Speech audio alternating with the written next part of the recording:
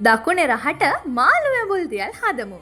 ගොරකන් ලුණු කහගම් මිරිස් දාලා වතුර පොඩ්ඩක් එකතු කරලා ඔයා මේ මිශ්‍රණය හොඳට දවට ගන්න. ඊට පස්සේ මේ මිශ්‍රණයට ඔයාලට බල මාළු, තලපත්, කෙලවල ඔයා කැමති මාළුවක් අරගෙන මේ මිශ්‍රණය හොඳට මේ මාළු කැබලි වල දවට ගන්නවා. ඊට පස්සේ අපි මේ දකුණේ අපි මාළු ඇඹුල් දියල් හදන්නේ මැටි හට්ටියක.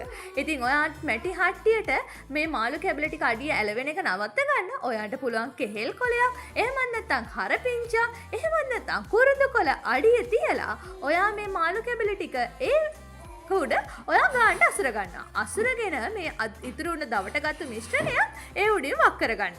ඊට පස්සේ ඔයා මේ මාළු ඇඹුල් දියල් හදන්නේ අනිවාර්යයෙන්ම මදගින්නේ.